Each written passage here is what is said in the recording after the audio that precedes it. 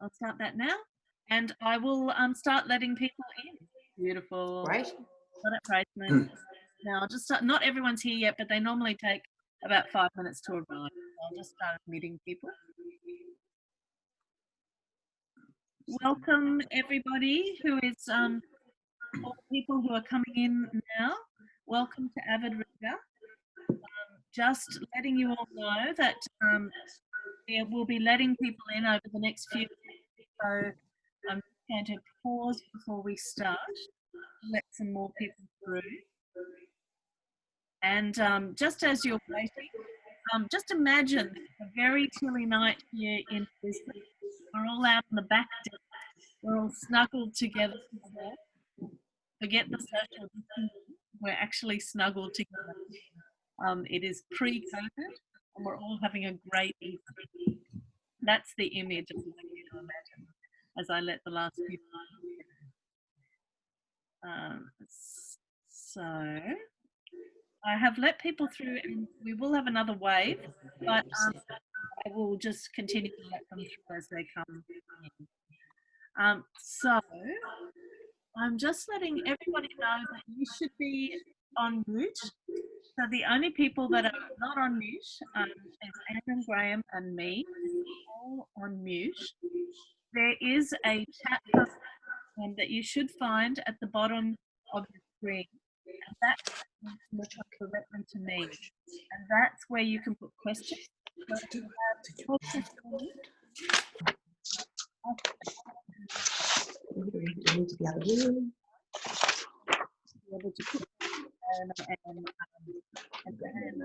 at the end of the event. So, feel free to use it. In fact, I'm going to use it right now with a link to the book of the moment. So here is a link that I've just sent everyone on that chat function, which will show you exactly how you can use that chat function. And that particular link will take you to Avid Reader's website where you can purchase. I will be sharing that link a few times during the evening, so that's where to look for it. Okay, so without further ado, I'll just start. I'd like to acknowledge the traditional owners of the land that we're meeting on. In this area, it's the Turrbal and the Yagara people, and I'd like to pay my respects to their elders, past, present, and emerging, particularly at this time in history when we really do look at the relationship between Black and White Australians, and many of you have been at the marches. And I think that it's really important that we do acknowledge that this is an Aboriginal country, and it always has and always will be Aboriginal land. And I'm also going to acknowledge that we are beaming out to many different places across the country, and because of that, I'd like to acknowledge the elders of all the different places that we will end up across Australia. So tonight is an incredible pleasure because not only was I incredibly happy to book an event with Anne Buist, I was even more excited that her partner in life, I think Graham Simpson, will be interviewing her. So I'd like to introduce both of them to you. So Graham Simpson is the international best-selling author of The Rosie Effect, The Rosie Result, and The Best of Adam Sharp. He has also penned the Human Standard Meal System and co-authored 2 Steps Forward with Anne Buist. And Anne, of course, is the chair of the Women's Health at the University of Melbourne. She has 30 years experience in perinatal psychiatry and works with the legal cases of kidnapping, infanticide. This sets her up very well as a writer of thrillers. Her nationally keen forensic psychology series, Thrillers, is published by Cat, and we're here tonight to celebrate the publication of the thriller, Shadow. So without further ado, I'll hand you over to Graham, who will take care of the questions for Anne. So welcome, Graham. Thank you, Chrissy. Thanks for doing this. Thanks also to Avid Reader. Look, for all of you out there, I'm sure you recognise that these are particularly tough times for bricks and mortar bookshops. If it wasn't tough enough already, they've had to shut down many of them during the crisis. Chrissy sent the link. You know what you need to do if you want to support them. But Chrissy's given a fabulous introduction, and rather than prolong that, let's cut immediately to the story and we can fill in the backstory as we go. So I have with me Anne Buist. This is not the first time that Anne and I have talked about The Long Shadow. But title, where'd it come from? Really from the saying, old sins cast long shadows, though I note that on top of the front of the book, which I only just noticed, they've changed it into old crimes cast long shadows. But for me, that really picked up what psychiatry is all about, and that it's about what happens in your childhood really can reverberate throughout your life. So it really, really resonated with me, and obviously with this story, I felt it fitted. And because I set it in rural New South Wales, just the fact that it was something to do with nature was also, I think, pretty important. So why don't you read the opening? Then we're all oriented. Okay. The baby killer is going to strike again, soon. 5 women sat looking at me, waiting. I was aware of the shuffles from our children next door, the ticking of a clock that was 3 hours slow, and the hiss of the coffee urn in the kitchenette, and of my hand, holding the note I was supposed to read out, beginning to shake. Okay. Can we have the next paragraph? Oh, yeah. Yeah. Like more. Yeah, I told you where to stop. We haven't fought through all of this whole 3 months stuck together. I thought you're missing something. Okay, you want another paragraph. It was my first time running a mother-baby therapy group, my first session. My supervisors back in Melbourne would have said, "See, Isabel, that's what you need. That's why you need to interview participants before you take them on." Okay, so now I think we've got enough material for about 30 minutes of conversation, and then at that point we can switch over and take some questions, okay? But I think there's enough in that, just in those opening 2 paragraphs to talk about. I mean, first of all, the baby killer is going to strike again. Look, I understand that most crime books have got a murder in them, but most of your crime books have got, in most of your crime books, the victim is a baby, which seems a little harsh. And so why the obsession with babies being killed? Well, just to clarify, not all my books have babies dying in them, particularly not the one that's set on the Camino de Santiago. But my crime books, the last one of the trilogy of Natalie King, This I Would Kill For, had children at risk, but not babies, and there was no murder. In fact, my editor was extremely excited that she could have a crime book with no murder, though I did put a gun in it. But the reasons for the baby, it was really what Chrissy said in the introduction. Good books of any sort have a lot of good research in them. And I have 30 years of experience in perinatal psychiatry. So whilst none of my patients are on the page, it just makes loads of sense to use that 30 years of experience in writing my books and putting it as the background for the books at least. So you've got the 30 years of experience, but clearly Issy on the page hasn't, because she walks in and says, "This is my first time running a mother-baby group."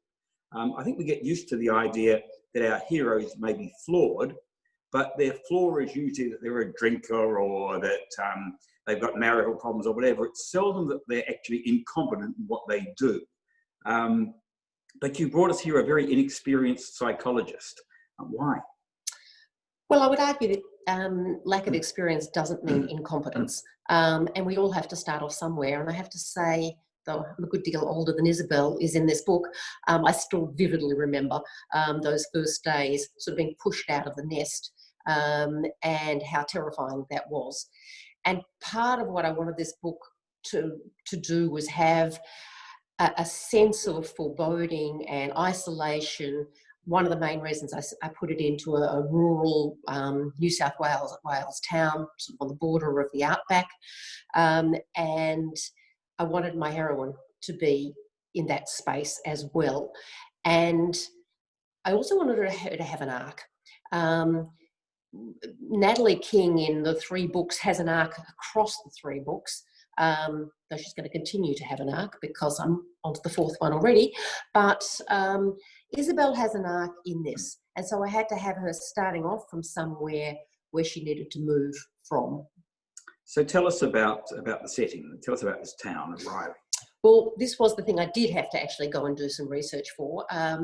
We've been living in a small country town in central Victoria throughout the COVID, but it's not quite that remote. It's only an hour and a quarter from Melbourne. So whilst it has a country feeling and a small town feeling, and I was able to use some of that, I really needed a setting that was remote. So this was done well before COVID. So we went up to New South Wales. I'd done the Google search for where I wanted it to be geographically because I needed somewhere with particular features of weather. Now, the way Australian weather is at the moment, that could be almost anywhere. Almost everywhere does everything, but I needed some very specific things.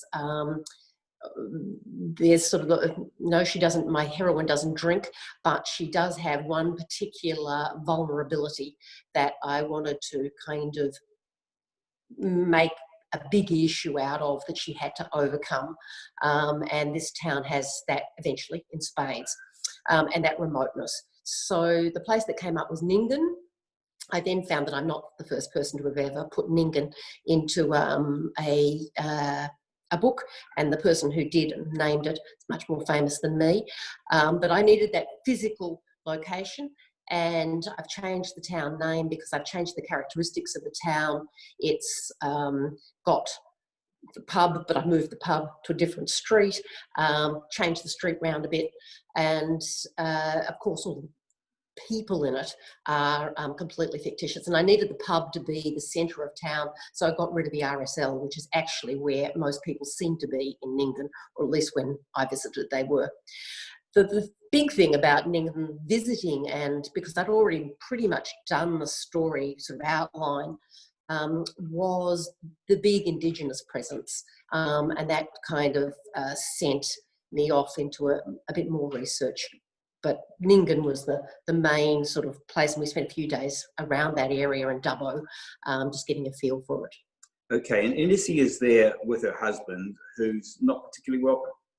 No, so Dean, her husband, again, using what you know, Dean is a troublemaker. Oh, sorry, troublemaker. The town thinks he's a troublemaker. That was very Freudian. He's a red deer, so he goes in, fix problems, and the small hospital, which basically is the main source of employment in this town, is in strife. So Dean has gone to fix it, but fixing it might be closing it down, and that's the town are well aware of that, so he's not particularly welcome. Yeah, management consultants seldom play the role of heroes in books, I'm afraid. So that's Nyngan, and then to provide the sort of setup for the story as you have, I'm not giving anything away here, we said the baby killer is going to strike again, and you've got a group of how many women? So 5 women in the group. This is a postnatal group, though one of them is actually pregnant.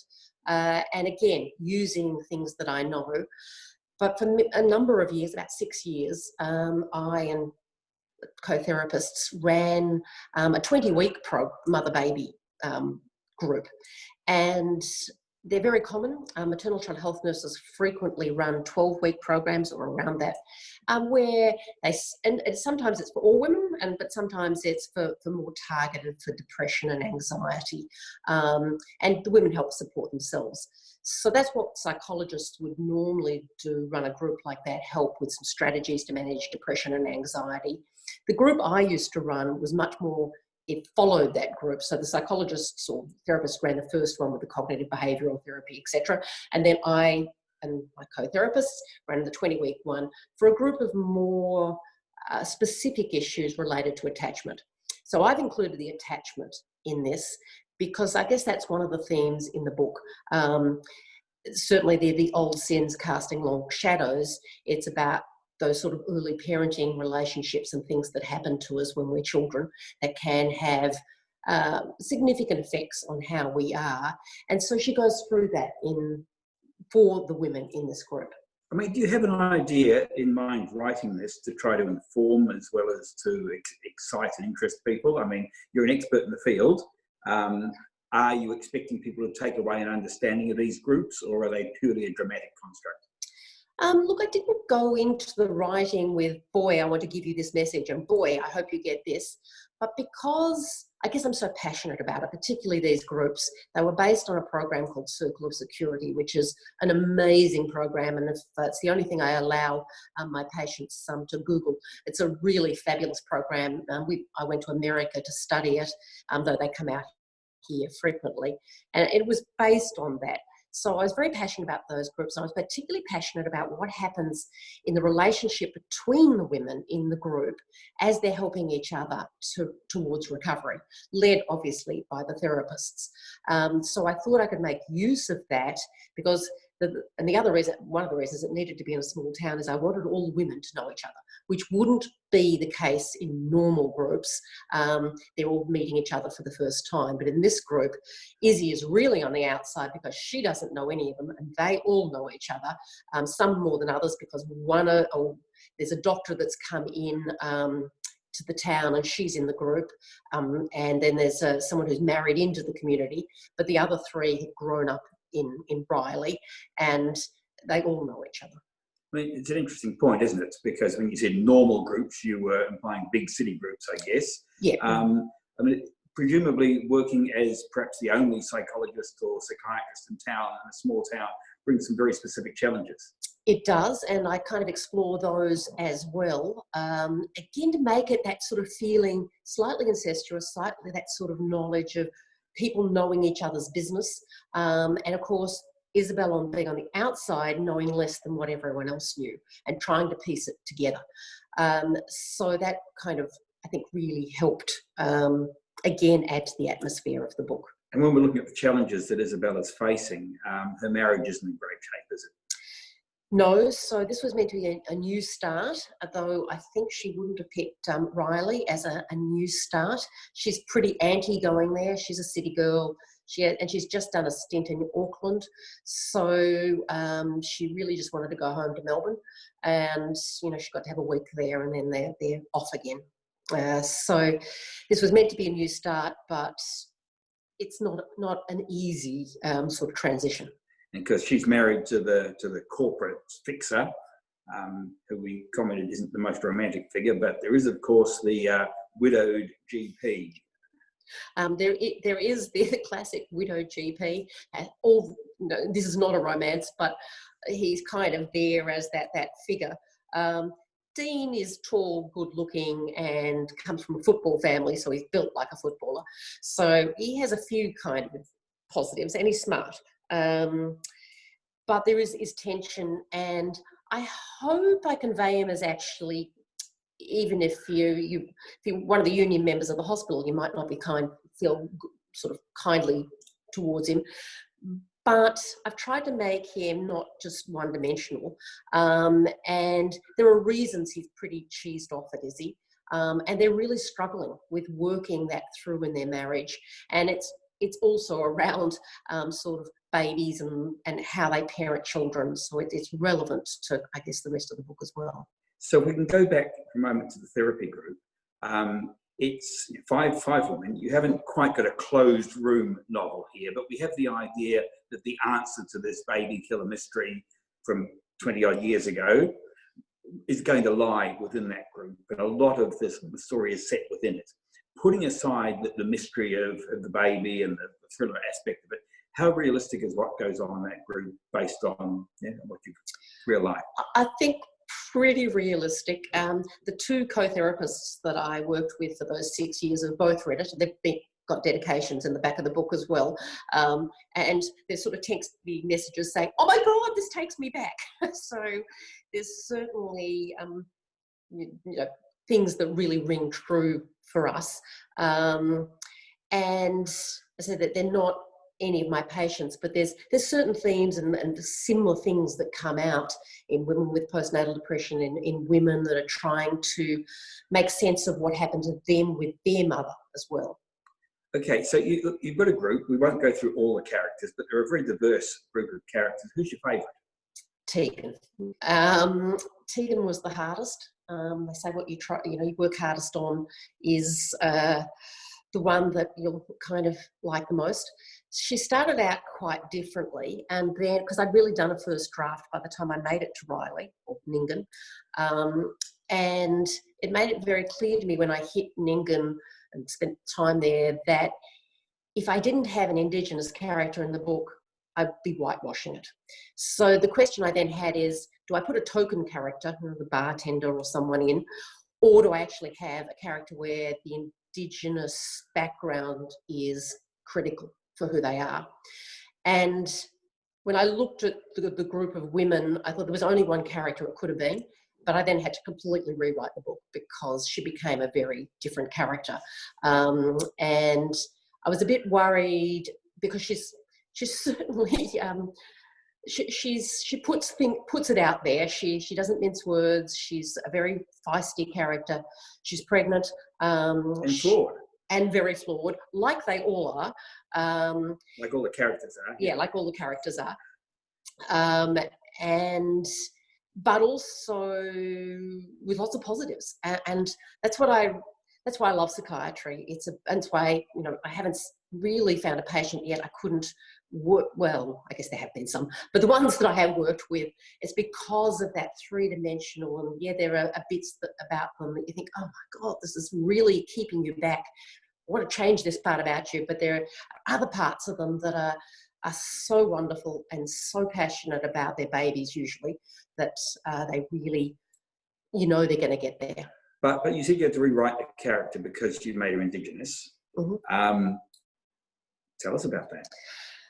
Well, I told my editor that I was doing this, and she said, "Don't do it. Don't do it.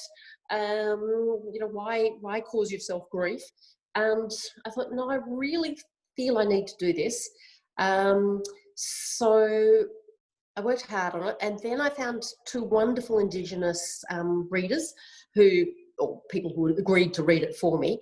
And they were both incredibly encouraging, which they didn't think I'd got it perfect first round, but their suggestions were brilliant. And as soon as they said things like, oh, yeah, like one of them was, I'd kind of put her isolated. She's brought up by her Italian father, which was kind of one of the outs I gave myself if I got it wrong. It's that she hadn't been brought up by an Indigenous community. But my Indigenous readers said, you've got to be kidding me. She'd have an Indigenous local group there. When have you ever seen anyone Indigenous without that group around them? And I'm thinking of all of my contacts with either patients, colleagues. There's always such a strong Indigenous kind of group around them. And that just changed the book a lot for me once that sort of started to go into place. And there were just a few other suggestions that really enriched her character. And I think they quite liked her the most, probably at the end by the time I finished as well. Yeah, could I put a shout out to author Anita Heiss here, who has been a brilliant bridge to the Indigenous community in terms of providing sensitivity readers and being one herself. Oh, and I read the book she edited growing up in Australia, which was fantastic. So many different sort of stories, and I kind of felt I could kind of put Tegan in somewhere in the midst of one of those.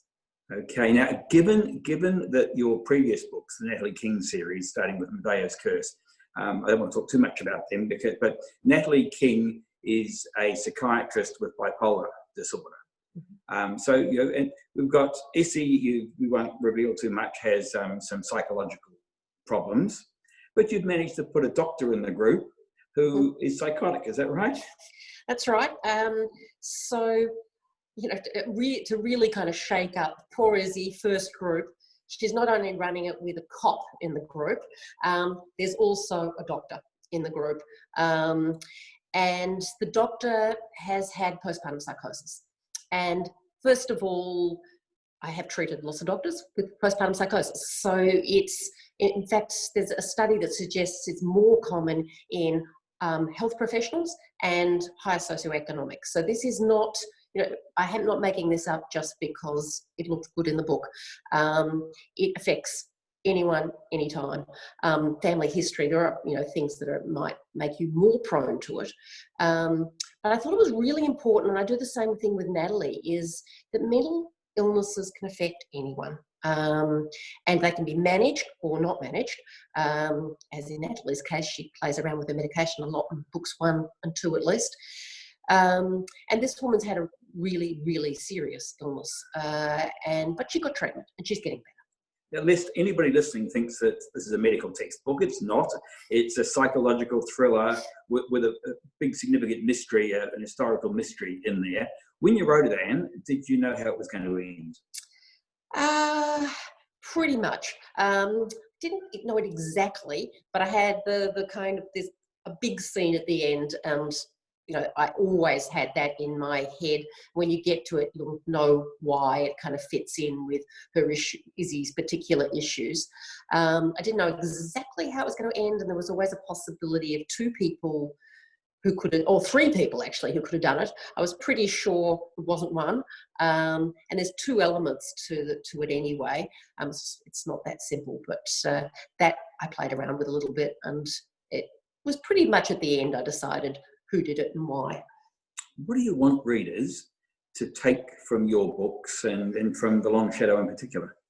Well, I'm an incredible, I read a lot, and mostly crime, though not entirely. So I want you to enjoy it. That's why I read. I read to go somewhere else, to escape, particularly in COVID, when you're stuck in a house. Let's escape somewhere else. And there's a lot of rich countryside in this book as well. So, I think that's the first thing. You've got to want to keep reading it.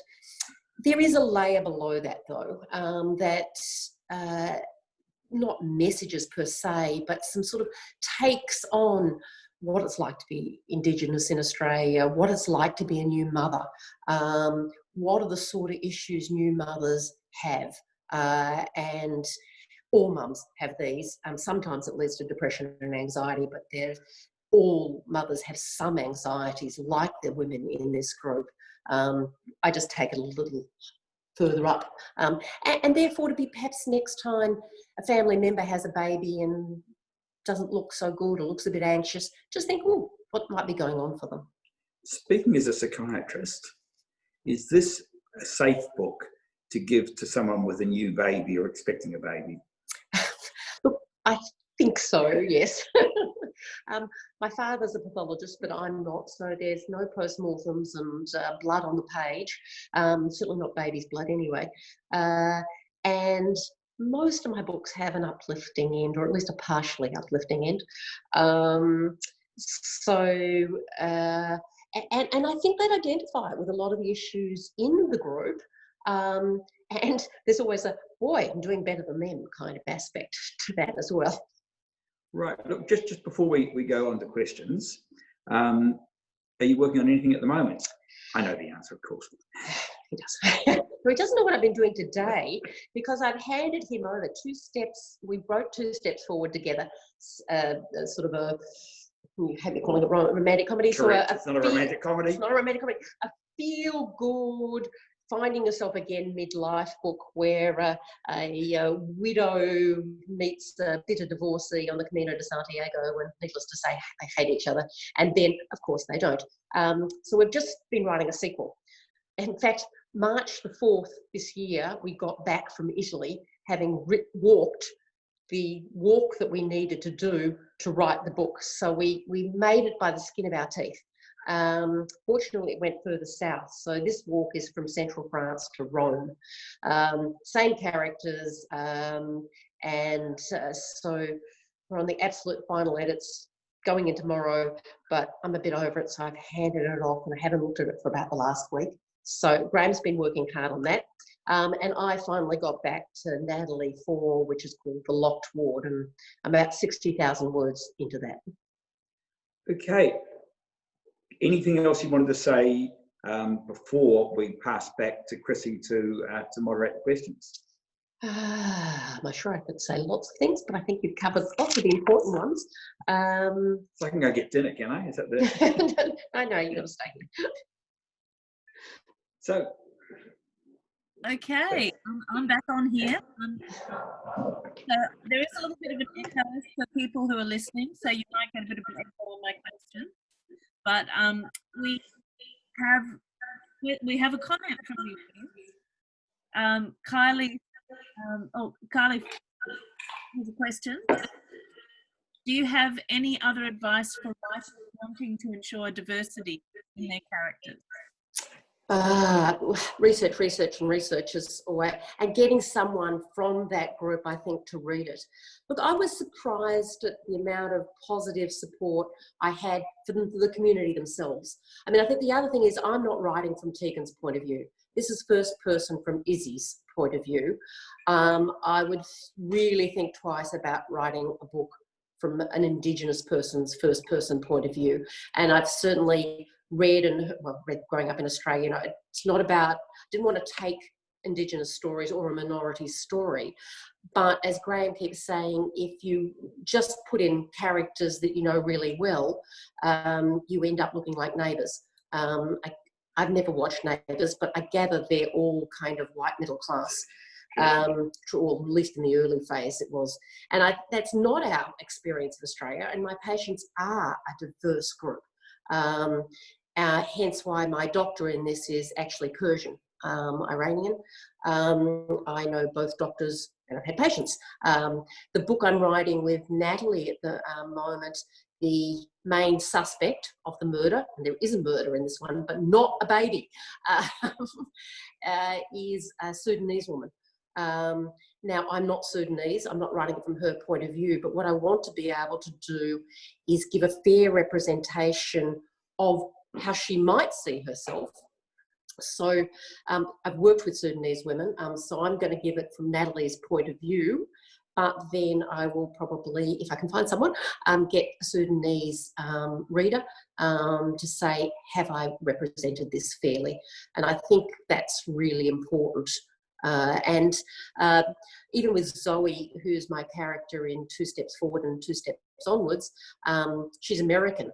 And we have to give it to an American reader because even though we're very used to Americanisms, I tend to write more in a British style. So I've got to weed those British words out and put the American ones in. So there's all sorts of good reasons to have readers that are good at really honing in with what you've got right and what you've got wrong. Because you do want to have that diversity if you're going to represent a real world. And you don't want them to be one-dimensional. And Kathy mentions that she feels anxious just listening to the storyline, and I suppose that's actually a tribute to you because this is a thriller, and so to ramp up the kind of anxiety of the reader must be the craft. How do you do that? Putting it in a small town is a really good start, and as I said, that's when I started. Actually, the first thing I started with was the group.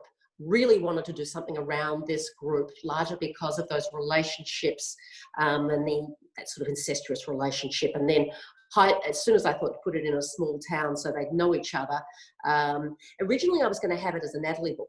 I thought about having Natalie as one of the mums rather than the person leading it. But in the end, once I kind of got it into the idea of being a small town, this worked way better. So that was part of it. I think the other part of the book that kind of feels ominous is it is a small town. There's this small hospital that's big in the eyes of the town, and there's a couple of real kind of characters, male characters, who are around the town. They're always there. You know, they're in the hospital. They're roaming the town. They're in the pub. There's got a political theme through it as well because one of the women in the group's father-in-law is the local politician. He's trying to hand his legacy on to a son. So there's all sorts of family tensions going on there as well. And I think the more smaller you can make it and then isolated. And I think also by making my heroine not really equipped for the task and giving her a particular thing she's poorly equipped for that comes to sort of haunt her, that adds to it as well. Great. We've got a question here from Carly T. I know a lot of people find it scarier when kids in danger. Was it harder to write when your stories focus on adults in danger? So the child versus the adult. I mean, I think, and there's a whole group that have this whole thing about crime books always targeting young women. And it's true. Most books, the victim, particularly serial killers, because that is true of real life, not that there's that many serial killers, but it's almost always women. If you look at all of the Me Too, there's a reason why they do it, but yeah, then you start, keeping it stuck in that. So I think that's where it all started with, you identify, and it's mostly women readers, with these vulnerable young women, but knowing that your hero, or hopefully heroine, as a lot of books now have a female heroine in it, is going to win through and won't be the victim. And Elizabeth Salander, we have a lot of really strong female characters in crime books. Children are always, I guess in some ways, easier to sort of tap into that vulnerability. Because my heroines to date, may change that in this next book, haven't had a child of their own. It's been harder to tap into. So I've had to make you feel for the sort of the other person, so actually seeing the patient, and that's sometimes harder because it's not your first person sort of, well, Natalie's in third person close narrative, but how do you get to feel for the child of someone else? But most people feel for children. So it's about liking the character, whoever it is. I think that's really important, finding something you can identify with them, and then making them vulnerable. Sometimes if you as the reader know something that the character doesn't, that can also help you go, oh my God, don't go there, don't do it. Because you have a background in psychiatry, Anne, are you often mistaken for a character in your book who also has a background in psychiatry? Does that become conflated with your own personality and people think you? Look, I think it's always a problem, which is particularly a problem with Natalie, because Natalie stretches sort of the boundaries at times and certainly does things that I wouldn't, and makes decisions that I wouldn't as a psychiatrist. But I always go back to every character is a 30% you, 30% one or two people you know, and 30% complete makeup. And I think that's a pretty good rule of thumb. Sometimes Natalie is someone I'd like to be. She's a bit more kind of kick butt than I'd like to be. She's a bit less tactful, though, sometimes, I'm sure Graham would say, he's still sitting there, that my tact deserts me at times. But Isabel is a different sort of vulnerability, and I think that has a certain, makes it easier to identify with her, but probably less likely that you'd think it was me. Interestingly, I made her a psychologist because I had a reader feedback that they just didn't believe Natalie was so immature, and Natalie's in her early 30s. And I vividly remember being Natalie's age, and I think I was about the same in many ways, because medical school just delays your, you're growing up so long. And Natalie has an extra whammy of managing a chronic illness that she's really struggling with all of those things. So I think that kind of creates problems. And I thought that people might find you could just be a psychiatrist at 28, which is what Isabel is. But I thought they might find she was too unbelievably sort of innocent and naive. And I happen to have a daughter-in-law that's 28 who's a psychologist. So there was a degree of watching her over the last few years sort of develop and increase her confidence. She started doing her own groups about a year ago, and she's just bloomed. But, she was pretty confident on the outside, but I'm sure inside she was a bit nervous, and I was able to tap into that. So does your background in psychiatry actually change the way you relate to the characters? If you look at them, you clinically look at your characters in different ways? Probably, but I like to be, you know, even like if I'm doing a court report, you know, I have to put a diagnosis, but I actually don't particularly like doing that, because it's just, no one is a diagnosis. And we have a thing called a formulation, which is a kind of a, you have to understand this person because they start off with their genetics, and then they had child abuse, and then they got bullied, and that led to low self-confidence, and then they started to do X to, you know, because they were, and it's like a puzzle. And I guess people are all like puzzles to me, like that. It's very rare, or at least I don't see them, the pure psychopath that just, you know, was born bad. And if you're interested in that, I think One of Us by Asne Schneerstadter, sorry, it's a Swedish name, great book written about Anders Breivik, the guy that killed all of those, or sorry, is it Norwegian? Norwegian, sorry. Yeah, Norwegian, not, and even though she's not a psychiatrist, she talks about the psychiatrist's points of view, talks about his background, and makes sense of why he is like what he's like. Even at the end of the day, he was held responsible, and if you had to put it in simpler terms, he was bad rather than mad.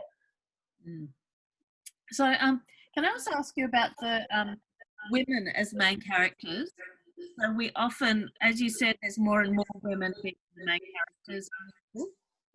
Is that something that you've noticed is across the board, or do you feel like we do work to have female main characters? Look, you broke up a little bit there, Chrissy. I think female main characters, that was kind of, I struggle not to just do that. It's easier, I guess.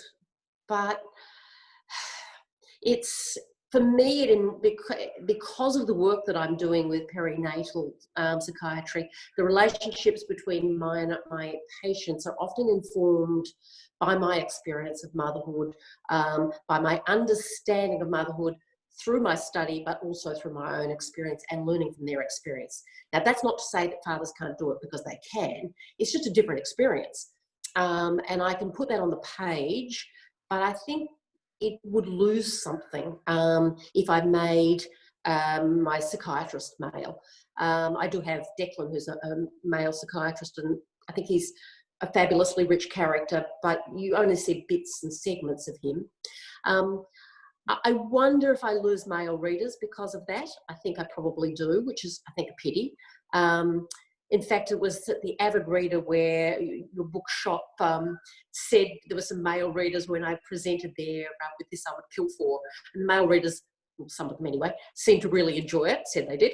And that one was less sort of, even though it's a Natalie book, there is it's about a custody battle between a man and a woman, and this sort of slanging match that's going on between them. And they're equally as bad and equally as good, because they do both want what's best for their child, or at least that's what they're saying, but work out whether they actually do. So sometimes it's about my stories as more female, and the female character helps with that. Maybe I'll do a male character one day, though. I quite like the idea of female characters in the going. I know that my voice is breaking up a little bit. I'll just copy this question and put it in the chat bar, so that if it doesn't, you can't hear me, you can see it as well, because it's a long question. So I'm just typing this to everyone here so you can see me, and I'll read it out as well. So the question is, when you started writing characters who are mental health professionals, did you think it would be a way to humanise the film? I know a lot of readers who work with psychiatrists and psychologists who feel they're a bit and less intimidating for reading your work. Okay. All right, I'm just going to have to read that, because you did break up a bit, and we just found it. We had to do a little bit of technology. It's not reading it. It would be a way.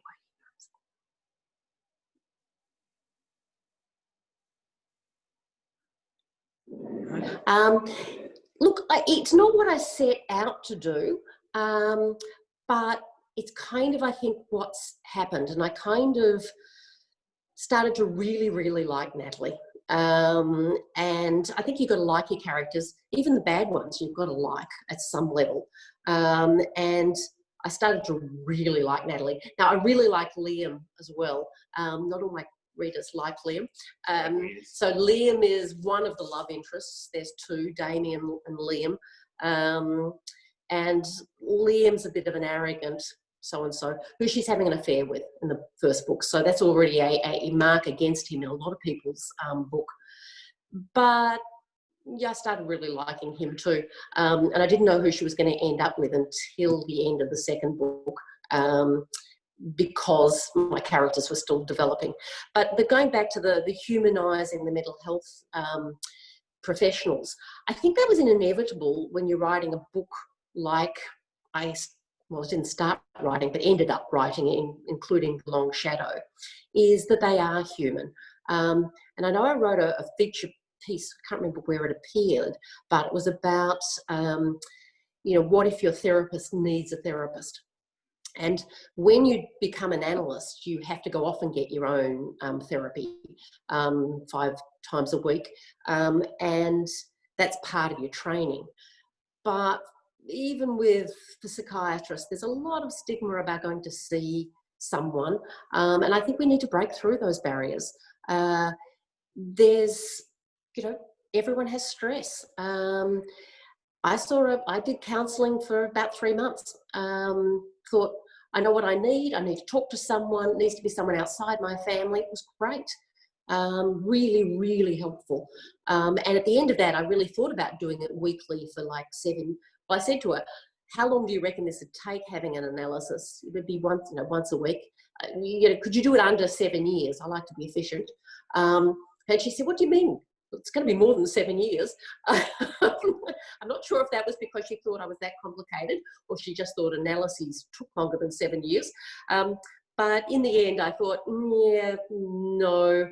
I felt a bit self-indulgent, and because I wasn't doing therapy anymore, I never went back. But that 3 months where I went for a specific problem was incredibly useful. And I've had girlfriends go and see therapists, really useful. Quite a lot of people I know that have been on antidepressants. Doctors are reluctant to go and get help, and they shouldn't be.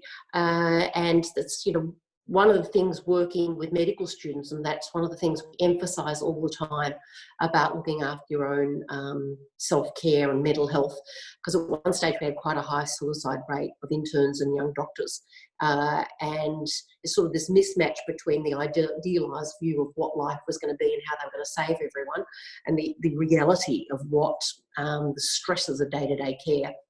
And I think that's really important.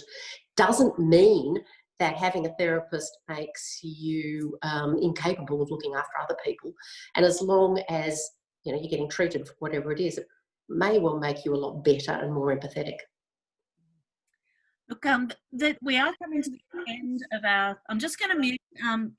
Just muting your end so that people can hear me better, because I think it's a loop we're getting into. We're getting to the end of our time together.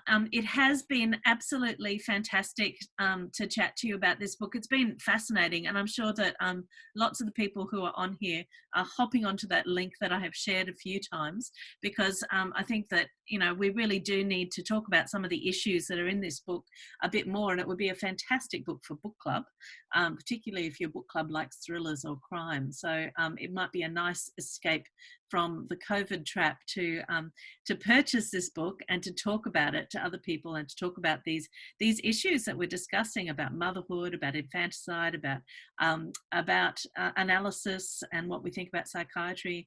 I think that it's opened up a whole world of conversations that we can all have together.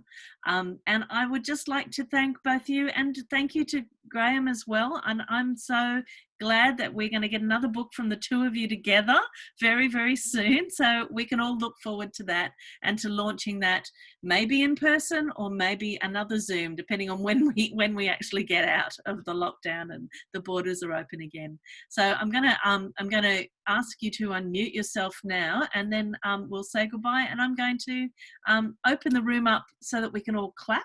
So I will make sure that everybody can unmute themselves, and I'll unmute you first. So you can just unmute yourself. Yep. Thank you, Chrissy, for a fabulous night. And yes, we're looking forward to being in Brisbane for 2 Steps Onwards. That would be great. Let's and thanks, Graham, for the conversation. That was really good. I'm going to allow people to unmute themselves. So if people want to unmute themselves, we can give you a round of applause. Thank you so much. Thank you. I Angela. didn't recognise one. Lovely to see your faces, everybody. Thank you very much, and we'll see you at our next Avid Reader event. Goodbye. Thank you. Bye, Chrissy. Bye. You said you